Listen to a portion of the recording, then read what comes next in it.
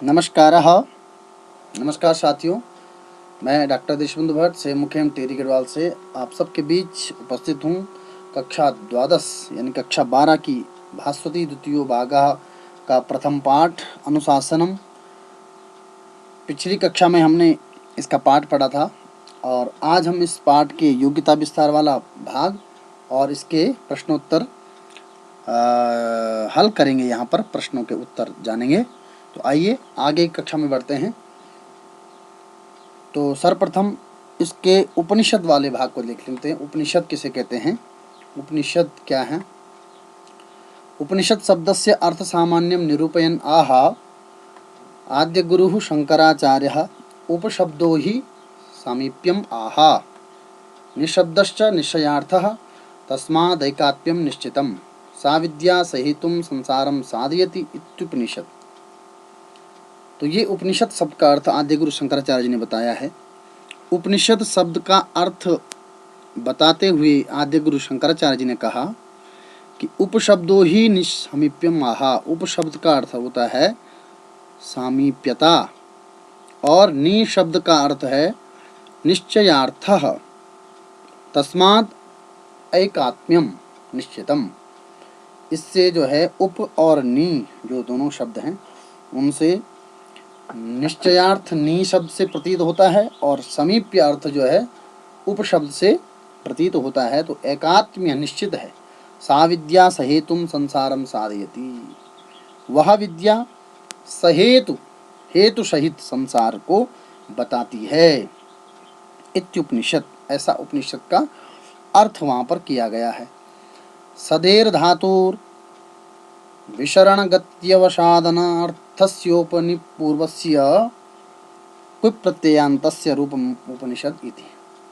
शद धातोः उसका अर्थ होता है विषण, गति, अवसादन इत्यादि अर्थों में शद धातु प्रयोग होता है और उस सद धातु से पूर्व उप और नी उपसर्ग है।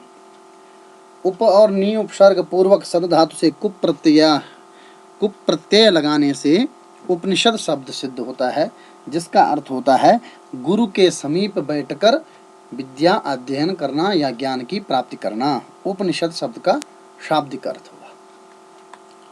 उपनिषद क्या है? अब इस संबंध में हम भारतीय दृष्टि से पढ़ते हैं। मानव चिंतनस्य परमोपलब्धि स्वरूपाः उपनिषदः निश्चित रूपेण भारतीय संस्कृतेः अद्वितीयाः निधयः सन्ति। उपनिषत्सु संवादमाध्यमेन जीव ब्रह्म विषयक तत्वानां निरूपणम् अस्ति। मानव चिंतन की परम उपलब्धि स्वरूप उपनिषद निश्चित रूप से भारतीय संस्कृति की अद्वितीय निधियां हैं। उपनिषदों में संवाद के माध्यम से जीव जगत ब्रह्म विषय संबंधी तत्वों का निरूपण किया गया है। एतासाम उपनिषदाम प्रादुर्भावः। एतासाम अर्थात स्त्रीलिंग है उपनिषद शब्द, तो एतासाम विशेषण यहाँ प्रयुक्त हुआ है। एतासाम उपनिषदाम प्रादुर्भावः वैदिक ज्ञानस्य विकास परंपरायां जातः। इन उपनिषदों का प्रादुर्भाव वैदिक ज्ञान की विकास परंपरा में हुआ है।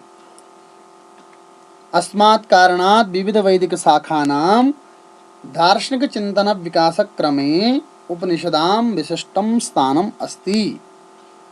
इस कारण से विविध वैदिक शाखाओं के दार्शनिक चिंतन विकास के क्रम में उपनिषदों का विशेष स्थान है।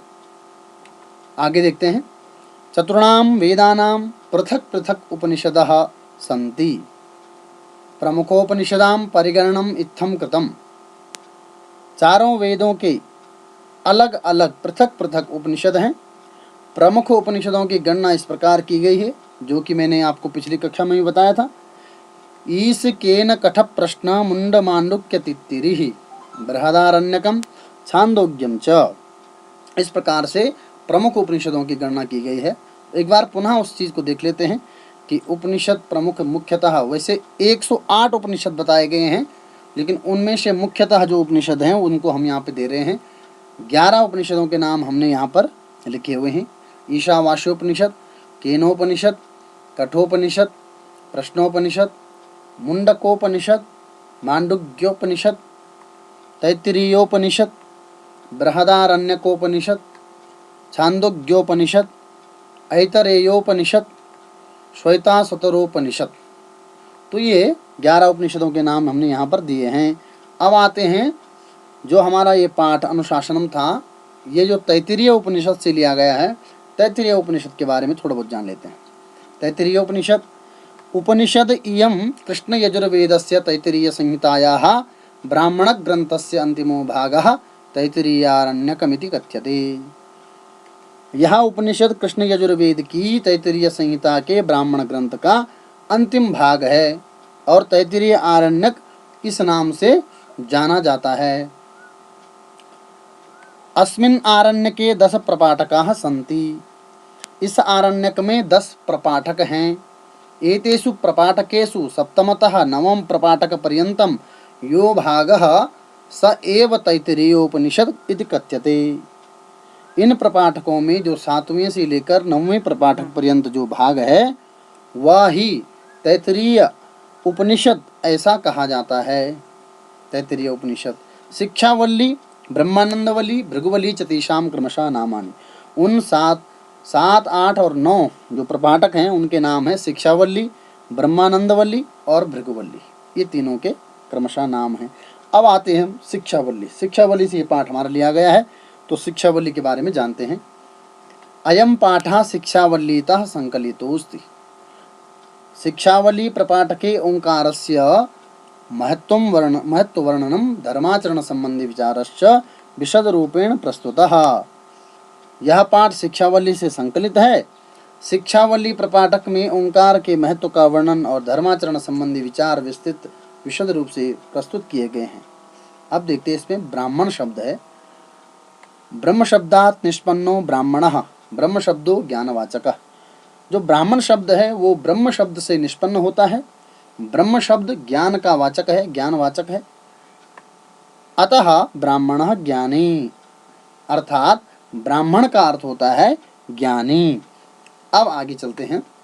अभ्यास प्रश्नाः, जो हमारी भास्वती पाठ्यपुस्तक है उसमें जो प्रथम पाठ है उसके जो अभ्यास प्रश्न हैं उनको इसमें हम करने की कोशिश करते हैं। ठीक है, तो एक पदेन उत्तरतः, सबसे पहला जो प्रश्न होता है वो होता है एक शब्द में उत्तर देना होता है। तो इसके प्रश्नों को देख लेते हैं। पहला प्रश्न है इसमें, अयम पाठः कस्मात् ग्रंथात् संकलितः।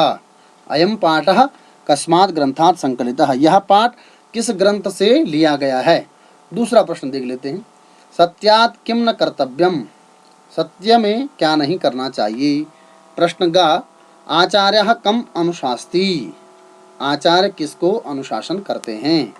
घ, स्वाध्याय प्रवचनाभ्याम किम न कर्तव्यम, स्वाध्याय और प्रवचन में क्या नहीं करना चाहिए। प्रश्न संख्या ग, अस्माकं कानि उपास्यानि, हमारे द्वारा क्या उपास्य हैं, क्या करना चाहिए।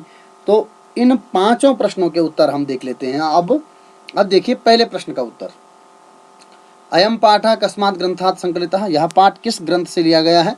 तो इसका उत्तर है तैत्तिरीयोपनिषदः। यह पाठ कहाँ से लिया गया है, तैत्तिरीय उपनिषद से। प्रश्न संख्या ख, सत्यात् किम न कर्तव्यम, तो इसका उत्तर है न प्रमदितव्यम, सत्य बोलने में आलस्य नहीं करना चाहिए, सत्याचरण में आलस्य नहीं करना चाहिए। तीसरा है, आचार्य किसको शिक्षा देते हैं, तो इसका उत्तर है आचार्यः अंतेवासिनम अनुशास्ति, अर्थात अपने शिष्य को शिक्षा देते हैं। प्रश्न संख्या घ का उत्तर देखते हैं, स्वाध्याय प्रवचनाभ्याम किम न कर्तव्यम, न प्रमदितव्यम, आलस्य नहीं करना चाहिए।